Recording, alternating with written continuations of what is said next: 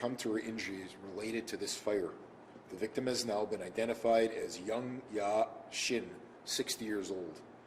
Investigators have determined that the fire was the result of arson and was deliberately set. 4 fires were set that evening, all in the same geographic area, and investigators believe the same suspect to be responsible for all. 157 Scott. Behind that, 363 Wardlaw Avenue, and that's contiguous. The property was, we believe, the one fire moved to the second location. 151 Scott, where debris was put on fire, but it subsequently burned out. 137 Scott, which was a church, or is a church, and there was an unsuccessful attempt to start a fire there. And 369 Stradbrook Avenue, where we do have video available, and it will be posted on our YouTube page as well as a link on Facebook. The suspect attempted to start a fire there. There's a fairly significant video of that, but the fire again was not successful. The suspect description, based on the images we have, is a white male, approximately 30 years in age, about 5'10" in height, athletic build, short, light hair, or possibly a shaved head. We can't tell because there's a baseball cap on. Wearing blue Adidas baseball hat, a black t-shirt, black shorts, black footwear with white socks, and a black COVID or medical mask. We do have images, and those will be up on our webpage as well as on Facebook, and we're asking for the public's assistance in assisting in identifying the individual who we believe is a suspect in not only these fires, but in the homicide and the death of our victim.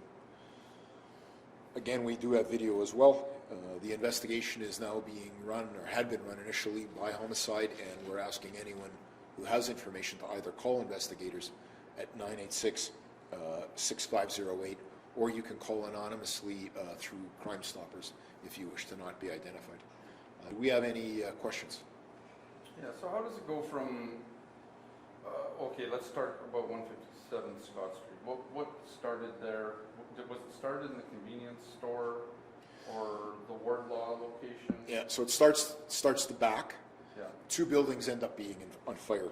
Okay. The first building is 157 Scott, and then 363 Wardlaw, where they're really adjacent. Both buildings are engulfed in flames.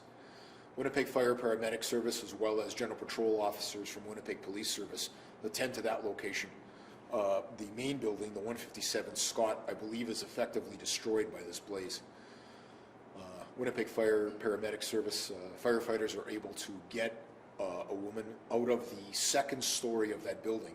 It's a convenience store on the main floor, residents on the second floor. They're able to get her out. Unfortunately, she does not survive the fire.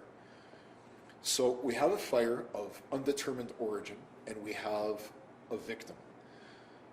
Because of that undetermined origin, we have to look at the possibility that the fire is as a result of arson. There's not an obvious cause. There's not cooking left on a stove or an obvious electrical situation.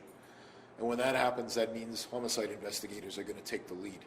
As they proceed through the investigation, both in terms of nature of the fire and cause, working with the Office of the Fire Commissioner, as well as the ME's office, it's determined that yes, the victim did die as a result of the fire, and yes, the fire is a result of a homicide, which means we now have a homicide investigation. So that's how we got to the point where we're standing here today. Was the fire, this suspect, do you believe he was just trying to start a fire or intentionally harm someone? That's a good question, and one of the things that I typically can't do as a public information officer is speak to motive. You're going to see a video when you bring up the link we have on our website and Facebook, and it looks like the individual is attempting to start fires. That's what we see. What's going on in the mind of the individual and why they would do that. It doesn't appear that the building was started on fire or attempted to be started on fire specifically with the intent that someone would die because of the nature of the other fires. But that's just a supposition on my part from what I've seen, and you're going to make your own, draw your own conclusions based on the videos. Sorry, go ahead. Other than the locations being in proximity to each other, do they have anything in common that could speak to possible motive? No, no, no, based on all of these locations, it doesn't appear that there's anything that would connect the varying locations to one underlying theme. So no, there doesn't appear to be some underlying connection in terms of a religious facility or the ownership of them. No. And it seems like they just kind of went down the street. I don't know if this is in the exact order that the fires were set. I don't know if we have detailed information on the time frame. Some we know of evidence that there was a fire. Some we have information in terms of CCTV images or video. But without CCTV of all of them, we don't know the exact timing. So I can't give you a temporal list as to which one was first and which one was second. And do you know why some were unsuccessful? Like, why was the 157 Scott successful while the other ones weren't? Was it just things in the area that were more I'm going to flammable? encourage you to look at the video Yeah. and look at the individual's attempt to start the fire where that's captured on video. And you can see that this individual is obviously trying to light a fire and is obviously not successful at it. Why one would start and one wouldn't is really a matter for the fire commissioner to answer. Sounds like it could have been like a pretty chaotic scene that night. Do you think it goes right how the victim was, firefighters found out there's a victim in there? And That's going to have to be a question directed to Winnipeg Fire Paramedic Service. And this is becoming, it's not unusual for us where two agencies who have very different roles come to an event. Often police presence at a fire, at a structure fire, is limited to traffic control. So we make sure that firefighters can do their job without interference. They might have to close a roadway, or there might be people who are in the area. Our job is to make sure they're at a safe distance.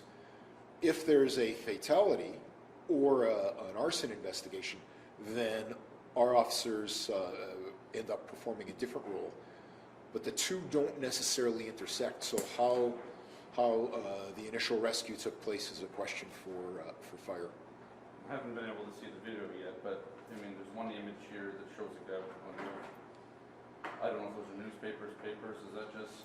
Do you believe those are things to start fires? Yeah, we do. And you can see in the video we have there is looks like maybe some material, an article of clothing or some fabric, where the individual is trying to light that on fire and is not successful at it. And for anybody who has tried to light a fire, I mean, notwithstanding the fire ban, or for those of us who have been camping, it takes some work to actually start a fire, even if you've got kindling and things that would start easily. given the history of the suspect, should people in the area be watching out for any signs of suspicious behavior? So our concentration right now is in this specific area because we've got 4 instances and we've got a homicide as a result of it. The reality is the weather's been really warm and we see this occasionally in summers. We do see a spike in arsons. We've got a huge structure fire on Main Street where we're still investigating along with the Fire Commissioner's office. Whether or not that's an arson I can't speak to right now. But I think anybody at this stage in mid-August in the heat who sees somebody out at night doing something that looks suspicious, you got to call 911. Anything else? Nope. Again, really we're asking for everyone to view these images, view the video. If this looks like someone you can help identify, call our investigators, please, at Homicide or Crime Stoppers. Thank you very much. Thanks for coming short notice. Yeah,